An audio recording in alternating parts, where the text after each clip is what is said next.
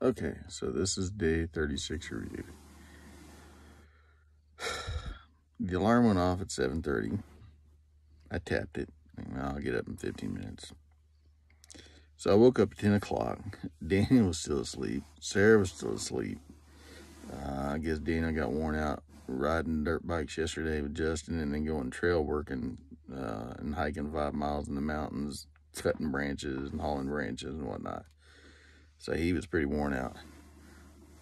I don't know why I was worn out. Well, it was a long ride getting here. But anyway, did get up at 10 o'clock, went back up to the house, got the valve cover that I left inside the house, hoping that the JB Weld would cure. It did. It was hard inside and out.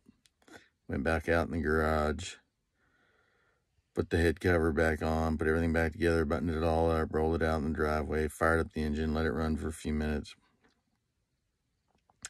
Oil is leaking down the engine guard, all over the bash plate, just an alarming amount. But it was not coming from all the stuff that I JB welded. So I got to looking, and it looked like what was happening was I'm just not getting gasket compression on the bottom of the valve cover. Now, the BMW engineers, I don't know if it was like, Oompa Day or something, and they went drinking beer and came back to finish up that design or what. But, on the old heads, there were 4 bolts, one in each corner. On the new heads, I say new, this is a 2017, there's one on the top, one in the front, one in the back, and nothing across the bottom. And I couldn't get compression on that. I thought, well, maybe the cover's bent, but it wasn't. So, I checked the gasket to make sure the gasket wasn't torn. It didn't have any damage. There was no dings, nicks. The surfaces were clean. I, played around with it. Finally, I was looking at the Machine Art Moto engine guard cover. And where that back left bolt goes in, it looked like there was just a step down, like almost like the plastic had been, like the bolt had been over torqued or something, and the plastic got squished. So the bolt was bottoming out, because these bolts have like a little shoulder on them, so that when you screw them in, they can only be screwed in so deep, so you can't over compress the gasket. So I think what was happening was that little bit of a indention under the bolt head was letting the bolt bottom out before it was making enough contact with the surface of the guard to pull everything together. So Justin came out, he was working today, but he came out when he had a break and said, "Hey, how's it going?" I'm like, "Well, here's what I'm trying to do." And he looked at it, and we kind of knocked our heads together for a bit, and he starts digging around through all of his little drawers, and he's like, "Okay, here's a washer," and we get out the micrometer, and we're measuring stuff. It's like, okay, it's a little more than 3/8 of an inch. And so he found a 3/8 washer. The diameter of it almost perfectly matched the diameter of the head of the bolt, but the inside wouldn't fit over that little boss on the length of the bolt. So chuck that thing up in a big vise, grab a 3/8 drill bit, run it through, start wallowing it, trying to round it out, get it mostly round, pull it back out, get the Dremel, deburr all the sharp edges and everything. Eventually got that to work and put that between the bolt head and the outside of the engine guard, buttoned it all back up, rolled it back out in the driveway, fired it up, seemed to work. So by now it's 12:30, and I'm talking to the kids. I'm like, "Look, we could probably still get the route done today, but, Sarah was wanting to ship some stuff home. We needed a UPS store. The nearest one was either in Worland, which was just a boring drive down a highway, or we could run Highway 16 out of town, US 16, I think it is, up over the mountains to Buffalo. And, you look on the map, US 16 is quite wiggly, squiggly, and it goes through the mountains, so got to be fun." And I asked Justin about it. He said, "Oh, yeah, it's a real nice ride, real pretty." And there's also a section called Old Highway 16, which is gravel, starts out paved, but turns to gravel, and goes up one side of Ten Sleep Creek through the canyon, while the new highway, paved highway, goes up the other side of the canyon. And it's a really cool canyon. Sarah didn't want to do dirt, so, you know, when the road split, we told her goodbye, wait for us when they come back together 8 miles later, and she was off. Dane and I head down this little tiny paved road thinking, man, we're not on the right track because the arrow on the GPS is not where the road should be according to the GPS. But eventually it joins back up, then it turns to dirt and it takes off climbing up along the side of the mountain on the side of this canyon. And it's a really fun road. I mean, epic scenery. You're looking back across the canyon, you can see the highway. There's all these huge cliffs. There's a lot of rock climbers come out here and climb the cliffs and stuff. So there were people everywhere. People were camped out there. I mean, it was just really cool. And then we found Sarah, you know, sitting where she said she would be. And she said she had a good time. And then we just finished running Highway 16 up and over the mountains to Buffalo, which is just, you know, like Justin said, it's a beautiful ride. It did get pretty cold up the top because I think we were at like 9,600 feet or 9,700 feet, and the wind was blowing. They had the big snow fences built along part of the highway up near the top because apparently the wind comes through there a lot. And, you know, we rolled into Buffalo, kind of drove through some residential areas, and they have a lot of really cool homes. Like a lot of places up here, these old homes, you know, built in the, I want to say the 20s, you know, early 1900s, early 20s in that area. Anyway, finally found a place to stop and get gas and grab a sandwich and, you know, fill up. And then ran over to an Ace Hardware because they had a UPS drop-off place in the Ace Hardware, and they had boxes and they could make the labels. So Sarah and Dana got some stuff shipped home, and I picked up some RTV sealant and gasket sealant just in case I start leaking oil again. But looking at the engine while we were sitting there, it didn't look like I was leaking anything. And I was flogging the bike pretty good coming over the pass. So we took off, headed back, because we wanted to get back to town in time to go to dinner with Justin and Jody and the kids. And the sun was perfect coming back through the mountains. You know, it was, I don't know, 5 o'clock. So we're getting the long shadows and then kind of the golden color. The aspen trees were looking pretty. Some of them, a lot of them are really brown.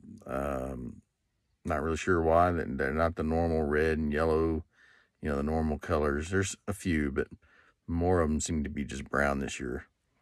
Anyway, came up over the mountains, eventually caught back up to the kids, and as usual, as soon as I catch them, I see something I want to take a picture of. And when we decided to come back on the paved part the whole way because Daniel and I wanted to see what it was like. And sure enough, you know, I'm running video the whole time, get into the switchbacks that start coming down through the canyon, and I'm just stopping right and left, taking pictures. Eventually catch back up to Sarah and pass her, find Daniel coming back the other way looking for us, worried about Sarah, and he turns around. So we're all three cruising along, and about the time they catch up to me, I pull off into a overlook, and they just keep going. So I'm hanging out there, and there's a dude doing something, taking pictures, and I just check with him to make sure I'm not in his way before I start taking my pictures. And then I go down there and see what he's taking pictures of, and he's trying to get pictures of bighorn sheep. And what was his name? Bill Roberts from San Antonio. And he's got the black, yellow, I call it the Bumblebee 1250 GS on a trailer. And he's just out doing a trip. And he works for, I think he said the BLM. And so I'm not sure what all he's doing, but he was heading towards Boise, Idaho. And, you know, and I was just telling him about the trip. And he doesn't really do social media, but I gave him a sticker for the website and told him about the thread. And he's like, well, I'll definitely go check that out. And then we, after chatting for 15 minutes, I got back on the road. The kids had texted me that they were getting gas and then going back to the house. And I ran on into town, got gas, filled up, got my Red Bull for tomorrow morning, and then cruised back over to the house. And, you know, getting up to Justin's garage, you got to go up a pretty steep gravel driveway. You know, he has to put his truck in four-wheel drive to get up it. And Sarah's been having fun getting up and down that the last few days on her bike. She's been doing really good. Gave me a bit of a scare this afternoon when I was sitting in the garage trying to put the valve cover on, and she comes charging up the hill. And, you know, Daniel comes up ahead of her, and he kind of just bleeds off his speed and comes to a stop. And then I hear, wah, and she's coming up, and I'm like, crap, is she going to stop? And I'm thinking she's going to rear end the bike sitting in the garage and knock it into me, and I'm about ready to jump. And she slams on the brakes, comes to a stop, and kind of has that look on her face. And but she got it done. It was pretty funny. But yeah, so anyway, I'm standing around in full gear, getting ready to start getting all the gear off, and just Daniel mentions Justin wants to go for a ride. He wants to take me out for a ride on the dirt bikes on the trails, like he did with Daniel yesterday. I was like, all right, fine. So I go in and talk to him, and I don't know, he's got something going on. His daughter's series, got a volleyball game. They got this puppy that's like all teeth, can't be left alone. And Justin's the one stuck at home with him right now. So he's like, well, why don't you just let Daniel take you out? And Daniel comes in. He's like, hey, do you remember where we went? And Daniel's like, yeah. And we're looking out the window with binoculars. And he's like, you see this building over there? You see that pole right there? You go down that road, you turn left, you do this, you do that. And it's like, okay. So I hop on the Husky 501. Daniel gets on the 350 that he rode yesterday, and we tear out of here and head off and get to the trail, and it's pretty narrow, pretty rutted up, pretty rough, and Daniel just takes off. And he just, all I hear on the communicator, brah, brah, brah, brah, brah, brah. He's just ripping through this tail, and I see dust going off in the distance. It's like, dude, I can't run anywhere near as fast as you do on this stuff. And the bike just didn't, my first time on this bike, it didn't feel right. It felt really wiggly. My bike's real stable, even in the dirt and stuff. So I just kind of had to get my brain wrapped around that. And, most of my attention was going to just trying to read the road so I can stay upright and not kill myself. And then I'm forgetting to shift gears, and fortunately you could stick it in second gear and forget about it. The bike will lug down and chug away, no problem. But it got pretty twisty, pretty steep. I tell you, I got video. Video just makes it look like it's all flat and straight. And it wasn't. There's a couple spots where we rolled up, bled off our speed right at the top of the hill, stopped, looked down the next hill, and looked down the next hill and up the next hill. And Daniel's like, I'll go first. And I'm like, all right. Video it, get him going all the way down here, him chugging to the top, me skidding around, sliding around on the gas, and then it's my turn to do it. And I take off, and he's usually giving me all kinds of advice, like stay left, watch here, watch the big rocks, don't go in the rut, same stuff I do for them. And yeah, it's pretty technical riding. It's a lot of fun, really a lot of fun. And we eventually get to the top of this mountain where the radio towers are and everything, just in time for a beautiful sunset. Deer are out, deer are on the trail. So we just turn around and backtrack the trail back. So going back's not as bad because now I'm a little more familiar with the bike. I know what to expect from the trail. He lets me get out front, so I'm not eating his dust quite so much because I was eating his dust. A couple times it was hard to even see where the road was going because it got so dusty. So running back, I was a little more comfortable and running faster and having a little more fun with it.